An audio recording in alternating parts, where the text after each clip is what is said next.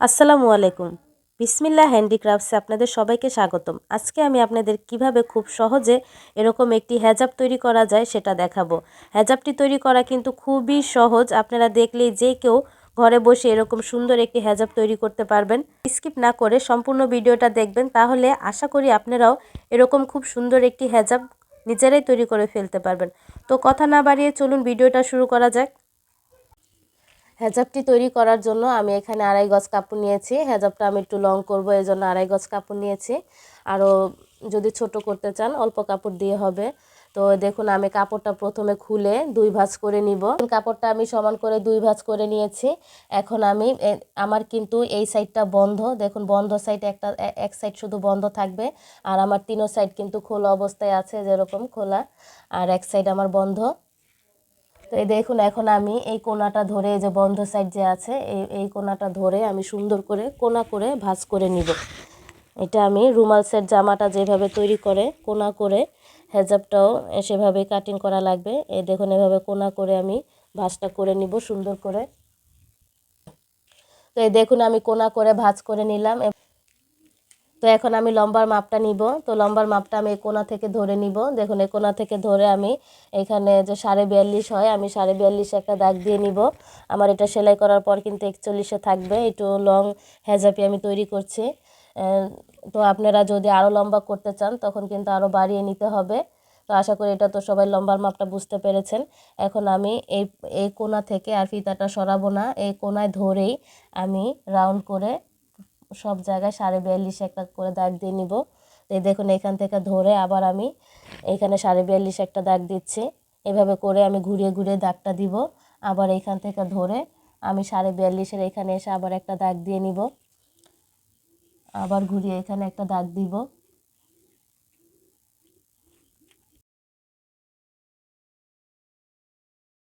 আমার দাগগুলো দেওয়া শেষ। এখন আমি এই দাগগুলো চক দিয়ে মিলিয়ে দিব। তো এই দেখুন আমি সুন্দর করে দাগগুলো মিলিয়ে নিয়েছি। এখন এই দাগে দাগে আমি কাটিং করে নিব।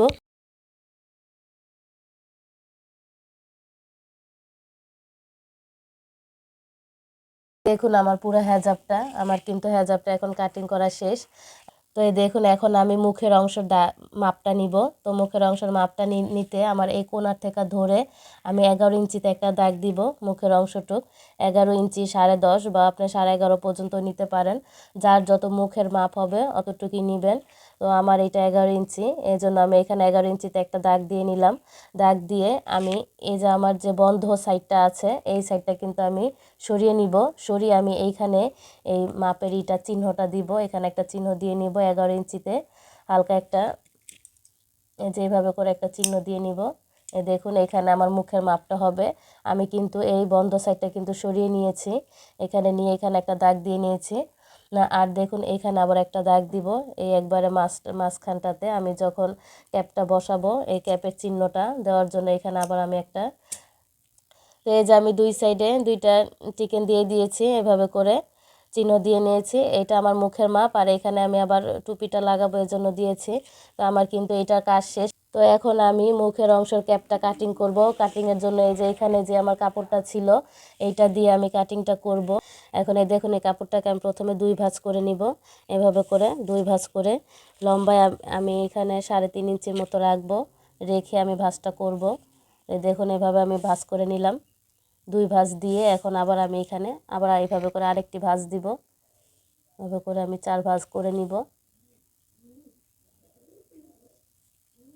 এই দেখুন 4 ভাঁজ করে নিয়েছি। তো এখন আমি এইখান থেকে 3.5 ইঞ্চিতে দাগ দিব একটা। আমি লম্বার মাপটা নিব 3.5 ইঞ্চি। তো এই যে 3.5 ইঞ্চিতে একটা দাগ কেটে নিলাম। আর এইখানে আমি লম্বার মাপটা দিব 7 ইঞ্চি পরিমাণে দিব। এটা কিন্তু তেমন কোনো মাপ নেই, আপনারা চাইলে 6.5 ইঞ্চিও নিতে পারেন, 7 ইঞ্চিও নিতে পারেন, এইটা যার যত খুশি। তো এখানে আমি 7 ইঞ্চিতে একটা দাগ দিব। তো এখানে আমি 7 ইঞ্চিতে একটা দাগ দিয়ে নিলাম। নিয়ে এখন আমি এই দাগ আর এই দাগ কোনাকুনি করে সুন্দর করে মিলিয়ে দিব। দেখুন এভাবে করে। তো এই যে এভাবে দাগ দিয়ে নিলাম। এখন আমি এই দাগে দাগে কাটিং করব। আমার কিন্তু টুপিটা কাটিং করা শেষ। এই যে কাটিংয়ের পর আমি এভাবে করে জয়েন্টটা দিব। তো এখানে আমি একটা চিহ্ন দিয়ে নেই, মাঝ বরাবর একটা চিহ্ন দিয়ে নিব, দিলে আমার ওইটার সাথে সেলাইয়ের জন্য সুবিধা হবে। যেভাবে করে তো এই যে আমার কাটিং করা শেষ, এখন আমি সেলাইতে চলে যাব। তো এখন আমি হেজাবের ক্যাপটা লাগাবো। তো দেখুন, ক্যাপটা লাগানোর জন্য আমি কিন্তু এখানে মাঝ বরাবর একটা চিহ্ন দিয়েছিলাম ক্যাপের মাঝখানে, আবার এই হেজাবটির মাঝখানে এখানে এরকম একটি চিহ্ন দিয়ে নিয়েছিলাম। তো এই চিহ্ন থেকে ধরে আমি এই হেজাবের ক্যাপটা লাগাবো। দেখুন, এই চিহ্নটা একসাথে করে মাঝ বরাবর রেখে আমি এই হেজাবের টুপিটা লাগাবো। আমি কিন্তু এটা সোজা সাইডে রেখেছি, এটা আমার সোজা সাইড, আর ভিতরেরটা আমার উল্টো সাইড। তো এখন আমি এখান থেকে ধরে প্রথম সেলাইটা দিব।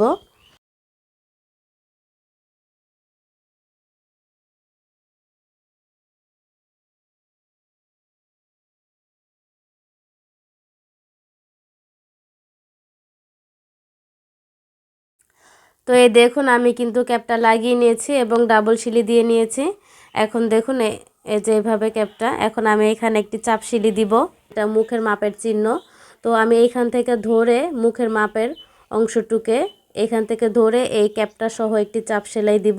তো দেখুন, এভাবে অল্প একটু ভেঙে এভাবে ভাঁজ করে নিয়ে আমি এটাতে চাপ সিলি বসিয়ে দিব। তো আপনারা আশা করি খেয়াল করলে দেখলেই বুঝতে পারবেন। তো আপনারা ভিডিওটা স্কিপ না করে পুরো ভিডিওটা দেখবেন, তাহলে কিন্তু আপনারা এরকম সুন্দর একটি হেজাব তৈরি করে ফেলতে পারবেন।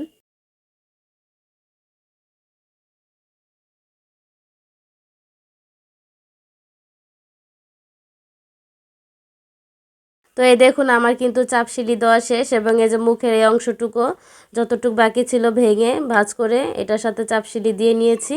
এখন এই চিহ্নটা আর এই চিহ্নটা একসাথে ধরবো, ধরে এই চিহ্নটা বরাবর রেখে দোনোটা এক সমান করে সেলাই করে এই জয়েন্টটা দিয়ে নিব।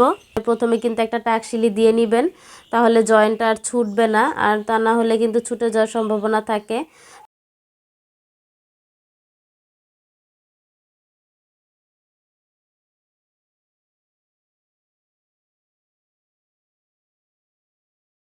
এখন আমার নিচের অংশটুকু আমি মুড়ি ভেঙে সেলাই করে দিব, অল্প একটু করে মুড়ি ভেঙে এভাবে করে জাস্ট সামান্য পরিমাণ একটু ভেঙে এভাবে করে আমি এখানে একটা করে সেলাই করে দিব। পুরা গোল রাউন্ডটাই আমি এইখানে একটা সেলাই দিয়ে দিব, যে এভাবে করে।